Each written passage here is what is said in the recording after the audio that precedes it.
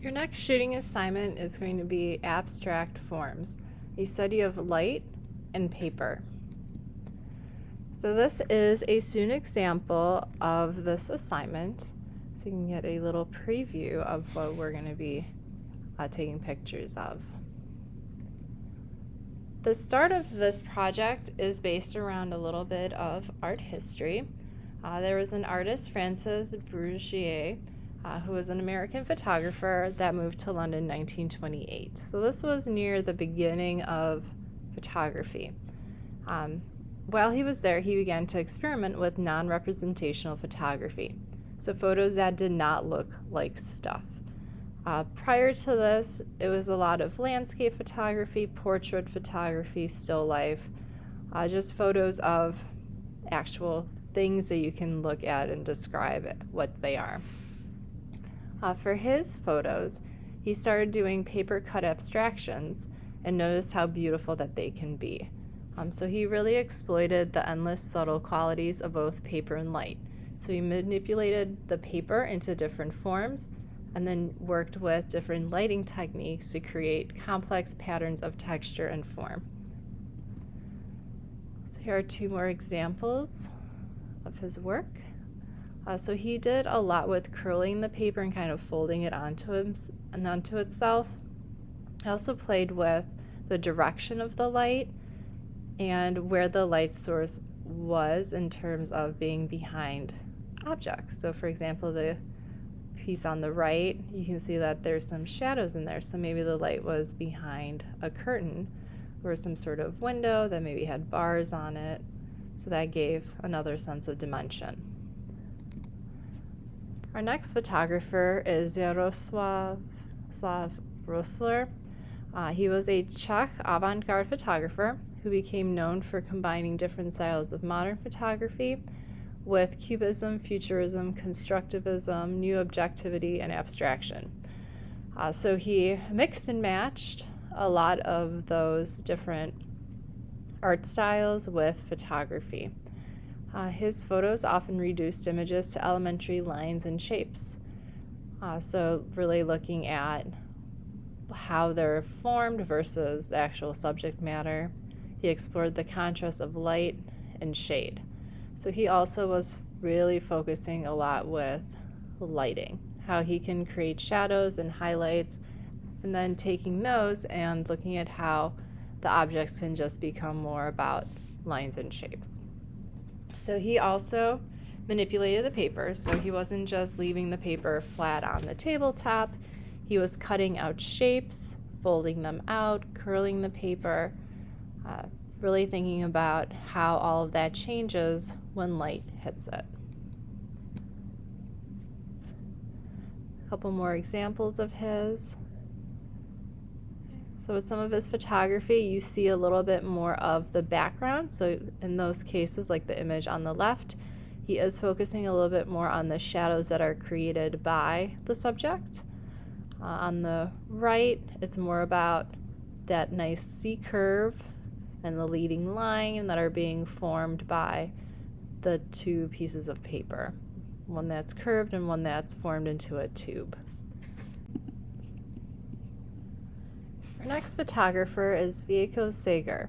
So he was more of a contemporary artist, so more closer to our time, and he created a series called Antimatter, where he combined cut paper abstractions that really were reminiscent of Francis Bruguière, who was the first artist we looked at. Francis did charcoal drawings as well as photography, so Vojko was really looking at those. These two artists did differ though. So Bruguière's images really explored more about the dramatic contrast of light and shade, whereas Seger's photos were much lighter in tone. And he really focused on cutting the paper in kind of a central area. So think of using an X-Acto knife, and he was just slicing and dicing and kind of folding them up slightly to get a little bit of that variation. So he was really working more geometrically, so using straight lines. But when he was kind of cutting and folding them up slightly, that would create these subtle disruptions of the paper's surface. That's kind of reminiscent of architecture a little bit. But you'll notice that overall it's very bright, but where you have shadows is where the cuts are and the paper is slightly folded up. Here's a couple more examples of his. So very simplistic, but can also have that drama to it where the folds are kind of lifted up. Next we have Jerry Reed. So this is a quote by him, that over time I've come to see that what motivates me is the result of my having redirected how I make images, turning from the externally directed position of witness to that of the author. In doing so, I accept the entire authorship of the creative process from my creation of the paper sculpture to making of the fine art print. So he's really looking at this from start to finish. His series Paperwork was a 3-year project that comprised of 26 images. So imagine that, 3 years to put together 26 images. So he was really looking at ways to shape these 2-dimensional pieces of paper and giving them edges and volume, and then lighting them dramatically to emphasize their 3-dimensional forms. So image on the right, he's using 3 pieces of paper that for the most part are probably standing upright, and they're slightly curved. Okay? But if you notice the lighting, his lighting is very, very dramatic. It's off to the side, maybe more towards the top, so you're getting these very dark shadows on the right-hand side. A couple more examples of his. Image on the left is really about those shadows that are being created, so the triangle and the rectangle. But also, if you notice, the actual paper on the opposite end has that curve, so he's kind of playing with geometric and organic shapes. Tamara Lorenz, this is a German artist. She, unlike the other photographers we've looked at, worked with color. Okay? So this doesn't have to be just black and white. You can utilize color. With her, she was really focusing on line, shape, tone, and texture.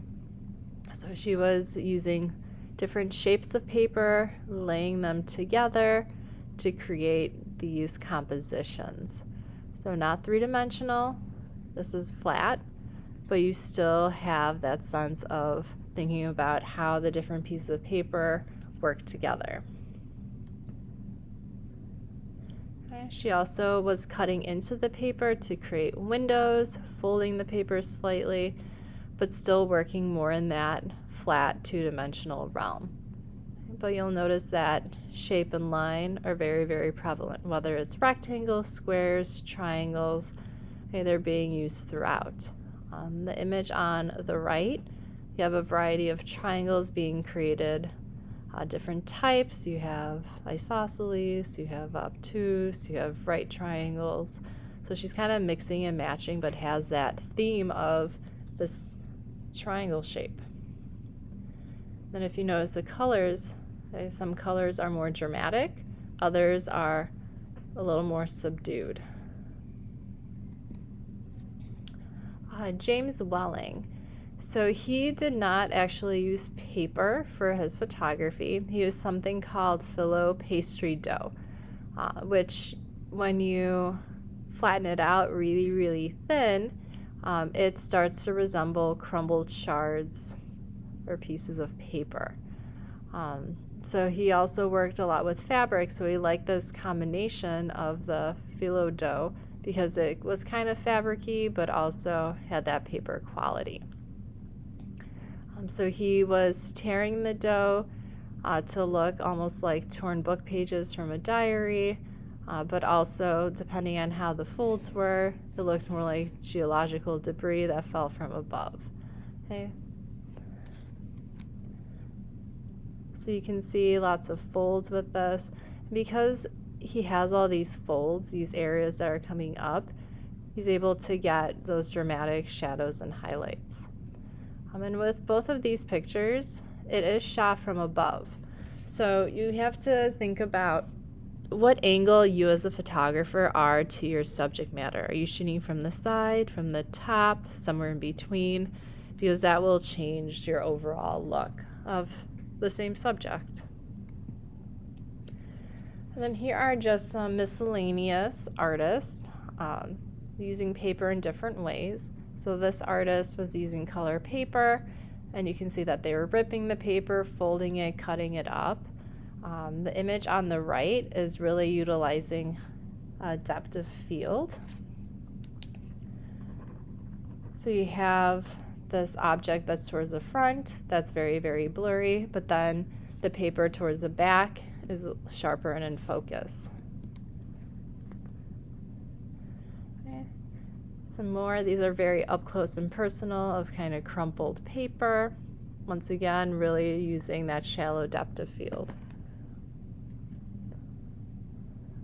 Some laying paper, some cutouts and folds. Something else to consider is just folding your paper, creating creases, and then unfolding it. So even though you have your paper laying flat, where those creases and folds were, they'll naturally start to pop up, and you'll get variations in shadows and highlights. So if you're into origami, you can create some sort of origami piece, maybe photograph it in its original state, and then unfold it and photograph it that way. So you get these two different views of the same piece of paper. You don't necessarily have to cut your paper with a straight edge. You can rip your paper and really look at those details. Construction paper has a lot more fibers in it, like in this photograph. So you have these little bits of stuff coming off where the edges are torn. Versus if you were just to cut it straight, you wouldn't have that fraying.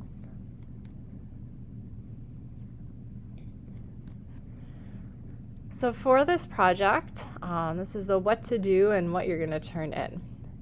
So goal 1 is to find paper. Okay, so any kind, white, colored, printed on, magazines, totally up to you. We have an assortment of paper that is available to you, from white copy paper to construction paper and kind of everything in between. So the first day, today, you're actually going to start to create and manipulate your paper. So you can fold it, crumple it, cut it, attach it, do origami, make the paper no longer flat. So that's kind of our goal.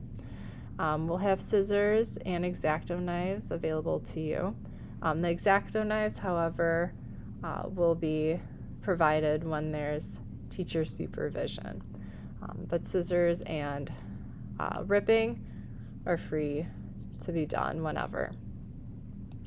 The day of the photo shoot, you're going to each have a backdrop stand. You'll have a choice of white or black paper, and then a light source in the form of a flashlight or a puck light. So each person will kind of have their own space, but we're going to be working with a partner and doing this photo shoot in 2 days. This way, one person can photograph while their partner is able to hold the light in different ways. And then the next class will flip-flop. So when you're doing your photo shoot, remember how to light your paper.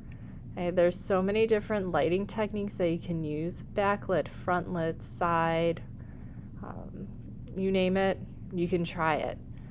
But really this is all about the shadows and highlights. How does the paper transform with different styles of lighting?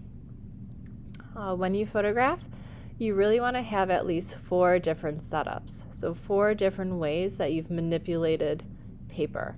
You could have one way where you're crumpling paper, another way where you're laying it more flat but you have different cuts and folds in it.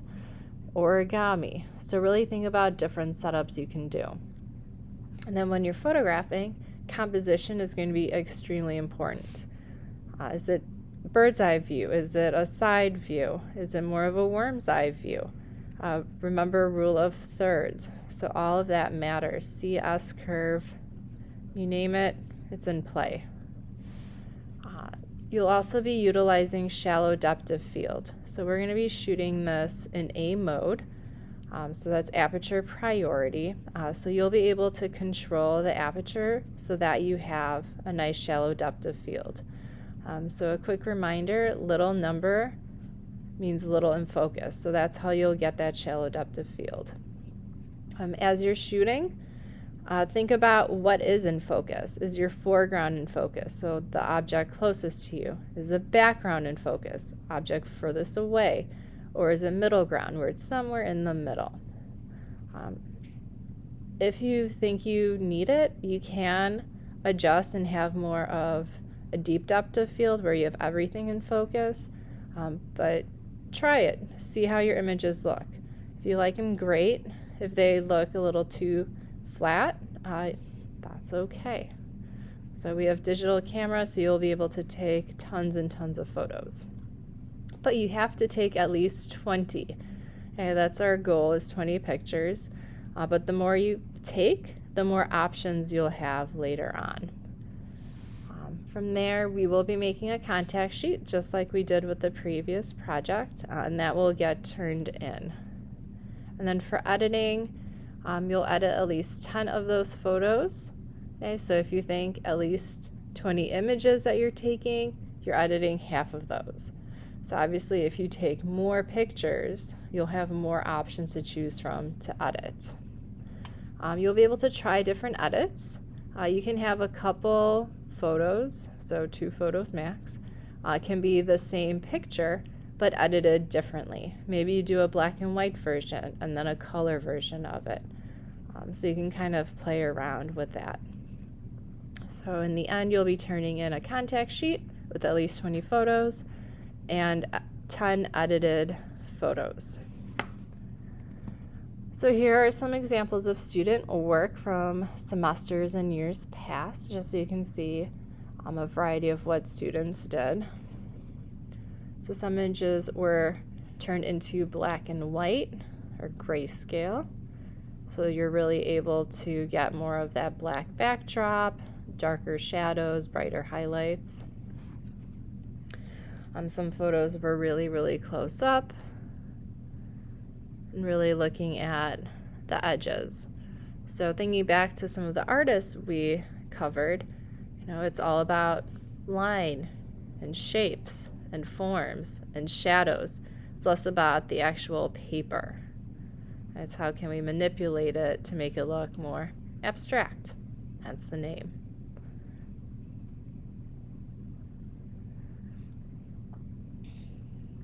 Some paper is a little bit thinner, so if you do backlighting, you'll get some of that lightness coming through the paper because it's translucent. Tissue paper is a great option for that, which we have a little bit of.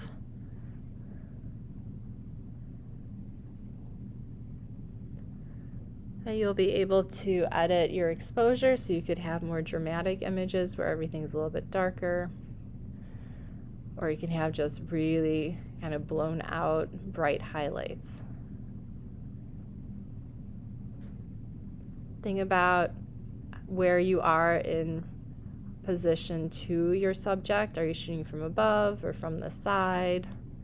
Because that can change the overall look of the same subject.